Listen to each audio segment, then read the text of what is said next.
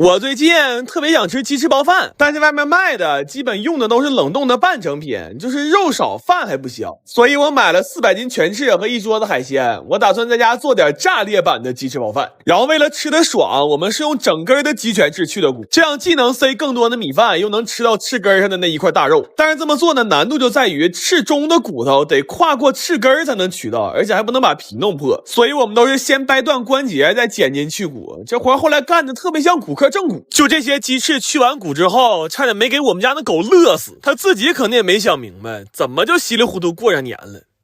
这些鸡翅去好骨之后，放入足量的奥尔良腌料腌制就可以了。然后接下来我们就要解决第二个问题，就是这包饭里边的饭不香。我们的做法是先把这些海鲜取肉做成麻辣小龙虾口味的，再把它们做成海鲜炒饭塞到鸡翅里，这想想就特别好吃，又配了好多时蔬粒儿。但是这么多东西一起做炒饭，炒起来实在是太费力了，那给我家那炒勺都给干折了。后来给我干的直恍惚，我寻思明明应该是个黑作坊的活呀，怎么还在家炒上大席了呢？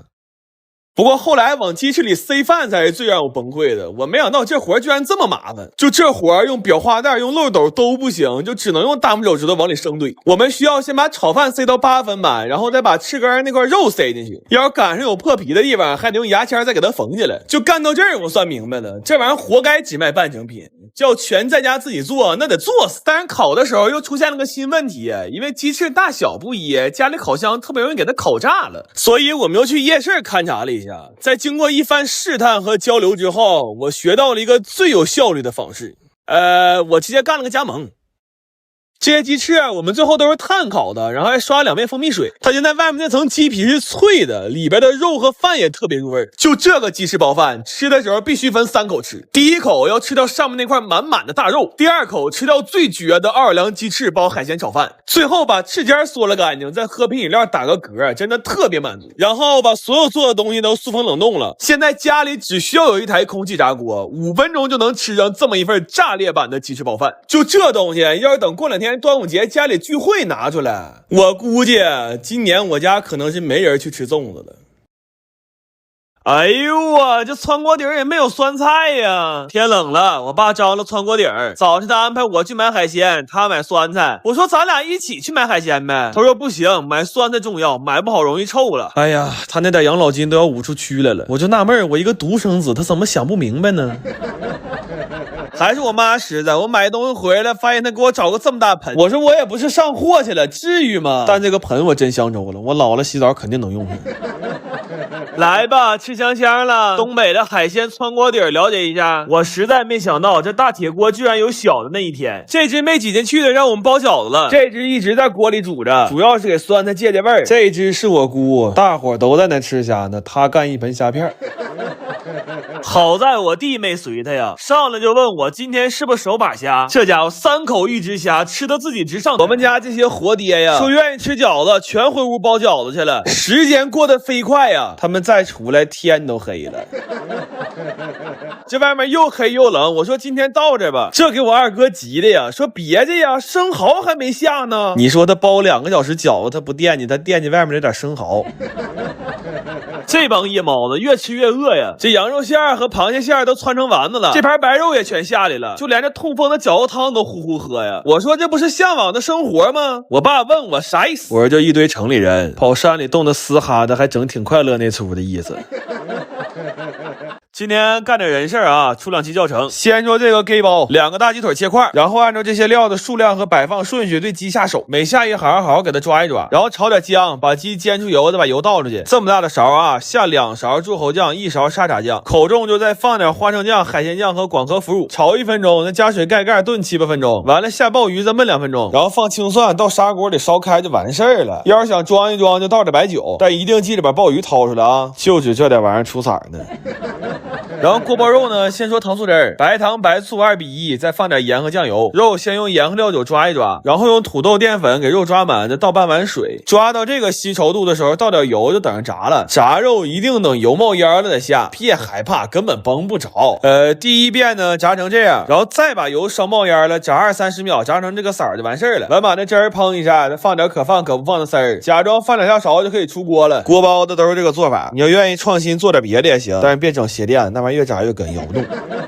完年底单位发大鹅，调一个这个料汁儿，再炖个豆角，完做个咖喱鸡蛋盖饭。这3-4个人在家吃顿饭不挺好的吗？还可以再来碗红豆沙，要是不解渴再来个凉雪碧。正好最近淘宝有官方补贴活动，什么可乐啊、纸抽啥的都是0元带回家。今天菜没学会吧？你掏他点饮料、手纸啥的回去也算没白来呀，是不是？完今天本来还想发个肘子教程，但我早上上市场，满市场买不着一个肘子，撒谎儿子的。卖肉那大姐说这都让饭店给包了，我真的我何德何能啊？我从来也没想过有一天能和他们办大席的形成正面竞争。今天发一下肘子教程啊！肘子先去毛焯水，然后这个香料啊，葱姜八角、桂皮香叶、花椒干辣椒，社会人可以再加点白胡椒和小茴香。这碗里的是料酒、酱油、红烧汁儿，还有调味的糖盐鸡精13香。这盐一定要给够啊，要不肘子炖不进去味儿。不上气儿的高压锅，水倒到这儿就行，要不废料。煮汤功能1小时，到点给它翻面，再来1小时。然后你看这个时间啊，我又泡了3个小时。你要着急，就炖之前2侧嘎很深的口，就很进滋味了。反以现在的科技手段，想无痛当奶应该有点难，但可以买个肘子体验一下奶的快乐。再说说涮锅底啊，倒点油煸一下五花肉，料酒、酱油、蚝油少来点炒一炒，多倒热水，还有提前泡好的小干螃蟹、干虾仁，开盖小火1个来小时，然后依次下入攥干的酸菜、羊肉片和大虾，然后放一袋这个麻酱，超市2块5一袋，尝尝咸淡，这菜也完事儿了。我跟你说，就这俩菜，你们同学来吃完最少给你磕仨，他要不磕你告诉我，我这俩兄弟不忙，这活他俩能接。